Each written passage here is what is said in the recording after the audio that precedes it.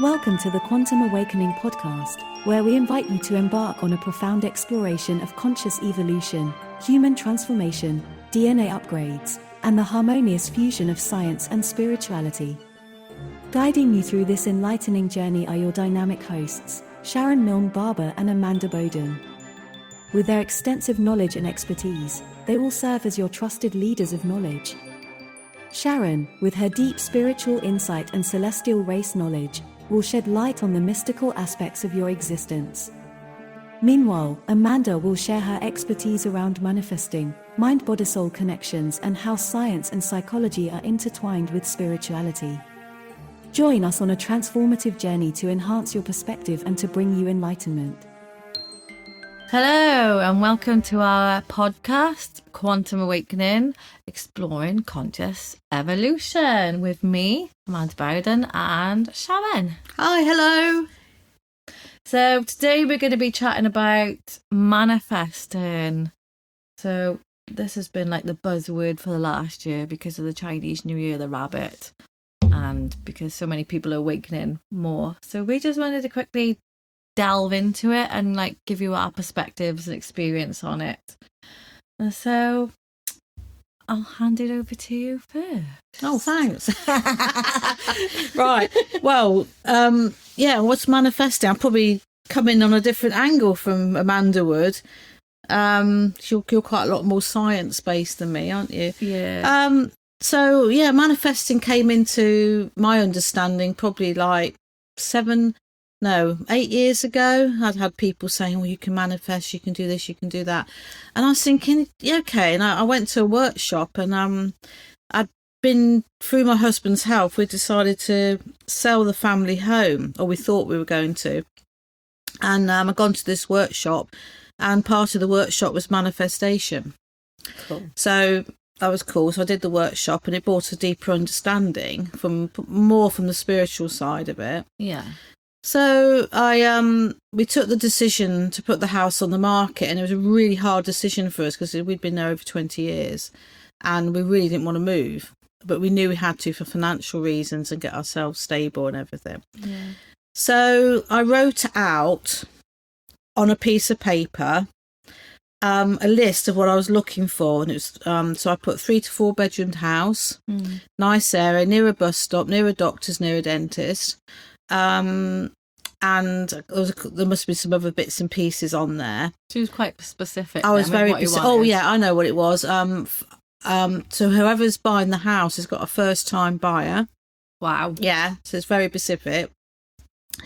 And I was like, oh yeah, a bit blasé about it all. And then somebody said to me, you repeat it for about 7 or 8 days. You look at it and you repeat it, and then you lay it to rest. Yeah. To the side. So that's what I did. So the house went on the market. Yeah, we had people from London coming and, whatever, looking at it. And then eventually somebody turned up whose parents lived in the village and they wanted it. And first of all, they didn't offer enough money. So I held our ground, and then they offered the money we wanted. And they had a first-time buyer. Oh.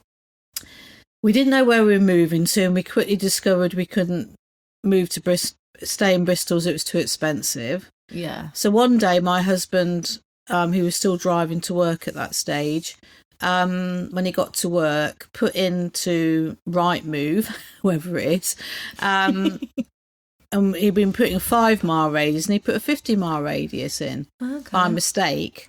And that was it. We're going to get a new house. So it was going to be a new house. There was another thing on it. Yeah. Brand new. So we didn't have any worry.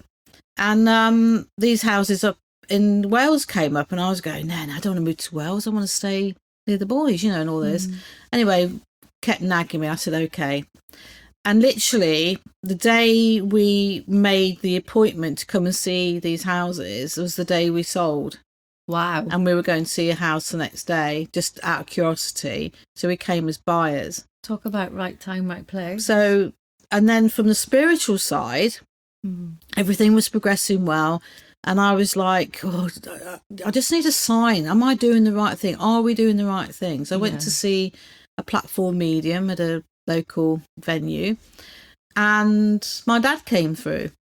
Wow. Yeah. And he said, the medium said he was a male, and he said, you're moving, and I says yes, and he said, right, he's saying to you that you're going to have a red sold sign on your house. Yeah. Oh, okay.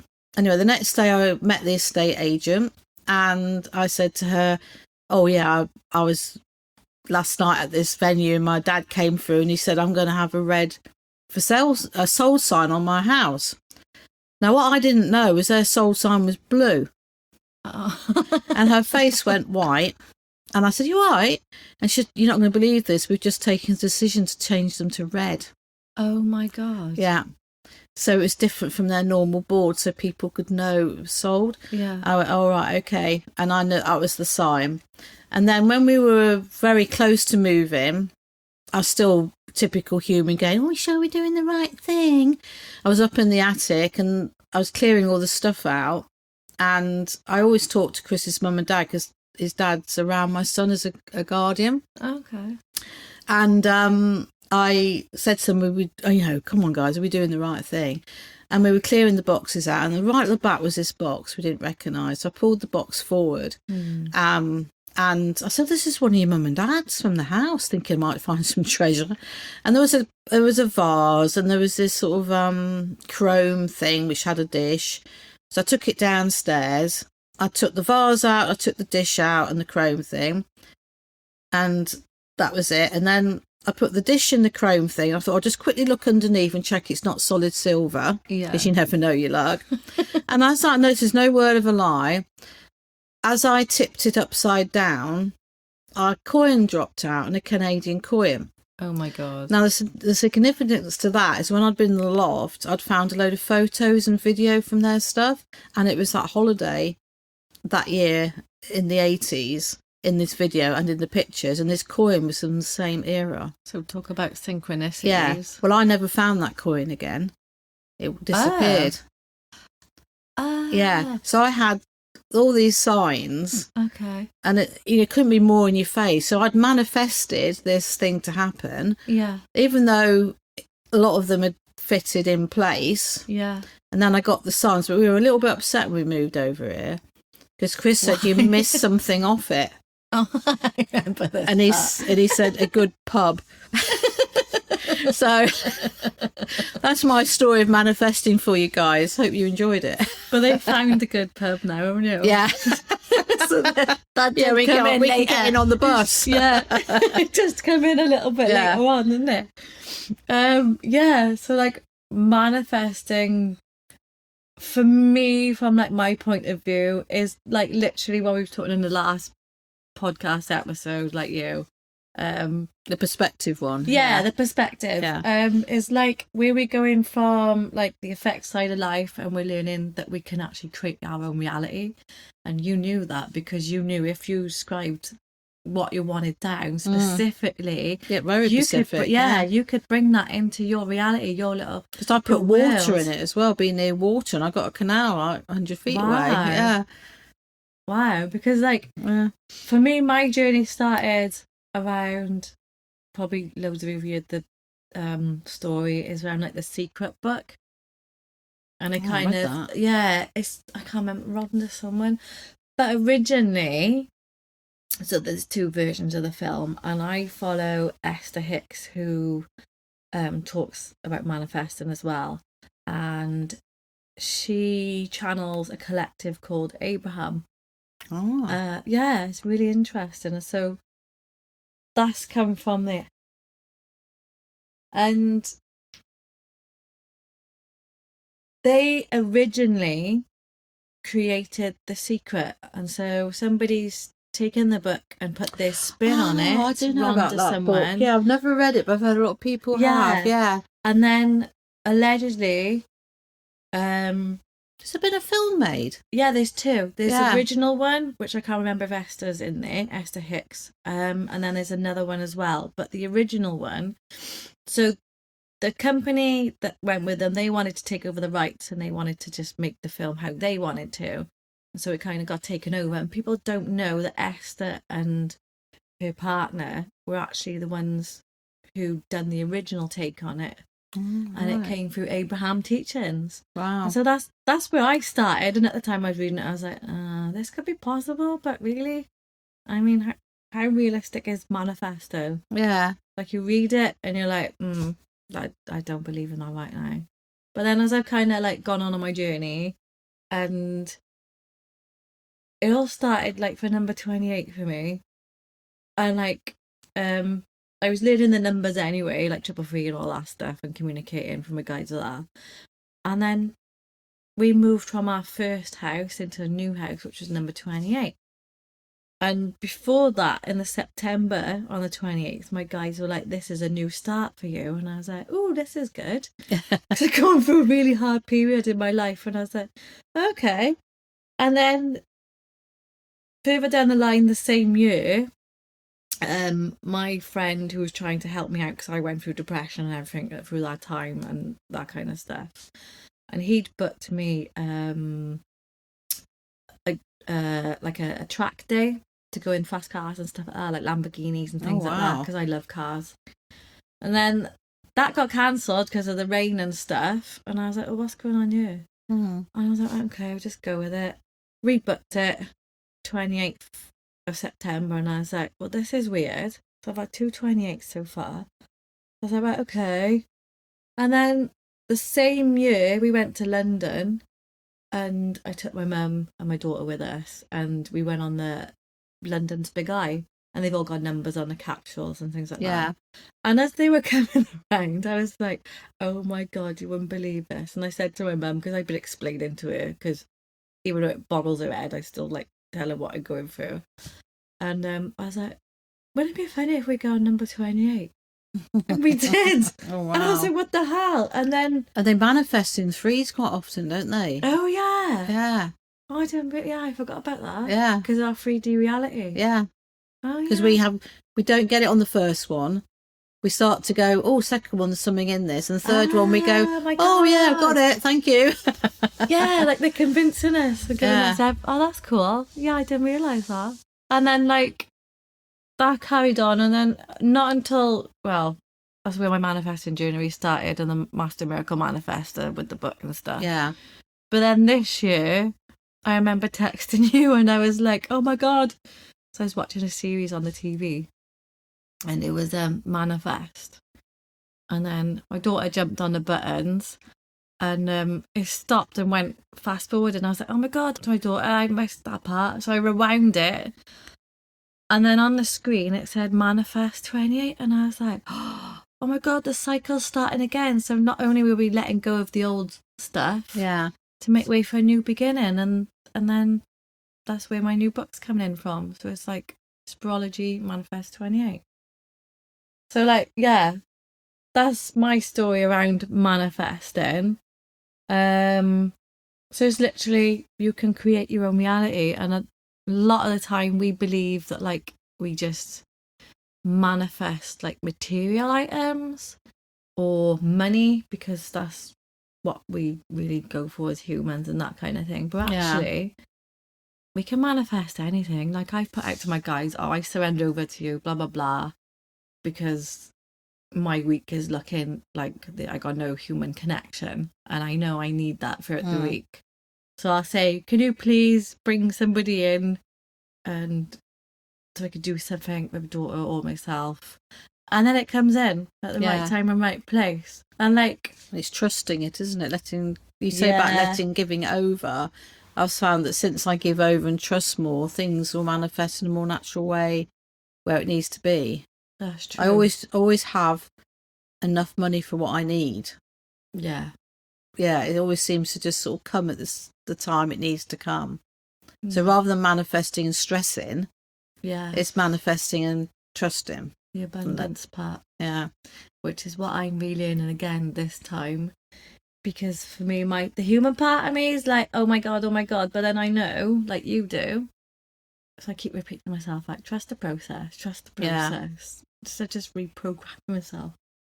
But like, if we look at it like from, as in human mind body connections. Yeah. So you've got like part of your brain is called the RAS.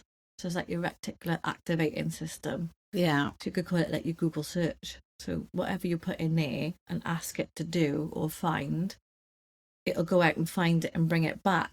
So then Cool. so you've got that. Then you've got your pineal gland, which is connected to your higher self and source energies. Yeah. So that's Soul. and your soul. So that's connecting to your guides and Cool. everything. And like having a balanced state. So like I always teach doing balanced breathing, because when we do, it doesn't stop manifesting, but it slows it down. Like you said, like stress, anxiety, that kind of thing. Pain, anxiety, and stress and self-doubt are the top 4 things that will slow your manifesting down. Yeah. And that's the human part of it. And like, then you can speed your manifesting like with gratitude, because if you know like the law of attraction, what you put out is what you bring back in. Yeah. So like when you're grateful for things, it's like, oh wow. So you're instantly putting something nice and joyful, and it's all the nice emotions, and then you bring it back in. Yeah. Which was pretty cool. Wow. Yeah. Yeah. The other thing they've just been putting in my head, manifesting. When I did the Deep Core Healing book, manifesting's in that, and one of the things to do is, it's so easy. Like from the moment you wake up, you put your feet on the floor, and you start thinking, oh my god, I got to do this, I got to do that, oh my god, and it's like doom and gloom what you got to do in the day, or something's bothering you, or you've been grinding your teeth and you know you've had a stressful night's sleep. We were talking about that earlier, weren't we? And it's having little manifestation reminders, like positive day. Today I'm going to be great. It's the I am moment, and there's some like people connected with the God source energy. I am, and I am going to be well. I'm loved. I'm this. I'm that, and it's all got to be positive. Yeah. And I've got to plug my other book while I'm here, The Magic of Words, which is all about how to use the language for manifestation, how we use our human language. Yeah, because it's very important, because like how you speak to yourself as well, because your unconscious part of your mind is always listening. But how you speak to people in your everyday chat, like we are, like we've been, you know, like if you're sitting and somebody's like really happy about something and you go, well, yeah, whatever, and then you start talking about yourself, you just dismiss that completely. And it's the way, and then you're manifesting something, that person's now not going to feel so great, and you start to manifest how people feel. So it's that type of manifesting. That makes sense. Yeah. So they're bringing that to me. So it's the self-help manifestation. And I think when you're in a good place yourself, you can then, like the house, the car, whatever you want to manifest, is more likely to go in the right direction. Because if you're not, you said about the self-doubt and stuff, if you're not in a good space, my guides have always said to me, self-doubt is what's going to stop humanity ascending to where we need to be. Energy. And it's funny about words, because I was writing yesterday, and they're saying that the everything they put in, all say if they mention the word perspective or manifestation, words have energy to them. Yeah, it's like the word hope, love, high energy. That makes sense. Neglect, negative. We think of it as a lower energy. Yeah. It's and then so how we use our words will help what we manifest in our day to day. And which is why, like, I'm going to picture like different words and emotions. So like when you're in despair or helplessness, and then you kind of go through the stages, or grief. And as you're going up and ascending, like we are now, going through the awakening and ascending upwards, you go through the stages of experiencing those emotions. But then you're changing. You're changing to a higher frequency when you choose different words and how you speak to yourself and others. You're changing your frequency as well, like you said, to a higher resonance. Oh my God, my guides have just put something really deep in my head. I don't know if I can get it out. Hang on a minute. Donna Fisher. So quantum. Okay. Okay, I'm gonna have to connect. Hang on a minute. So the quantum is that when we learn to be more positive, more and in the higher energy, Yeah. all the negative, the self-doubt will become tiny little particles, Okay. and they will not become, to ascend to the 5th, 6th, 7th dimensions way of understanding and to live in unity, compassion, kindness and everything. Yeah. All the dark, negative self-doubt has to shrink away. Yeah. And the two sides to quantum is the quantum, the tiniest particles, but also the quantum where you bring in new. Yeah. So this is why we're going into a quantum era, because to ascend we need to shrink all the darkness away to bring in the light. That makes sense. Cool. Thank you, John. Yeah, That's my guide. Yeah, no, that makes perfect sense, because like when we go for emotional times, like we're going through or gone through like the transition of autumn, like we were kind of, it's a time of letting go of the old and allowing the new. And like sometimes that can look like we're going through right now is a lot of chaos on the outside, because not only are we doing it internally, it's external as well. But it has to happen this way because that's how the human mind processes things. And then when that old bit has gone, what no longer positively resonates with us, we make space for the new to come in then.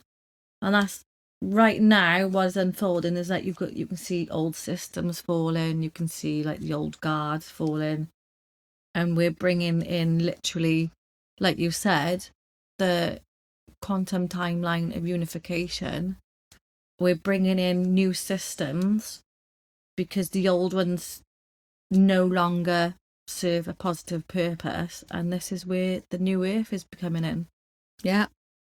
And our guides and the guardians that look after us are all helping us to manifest.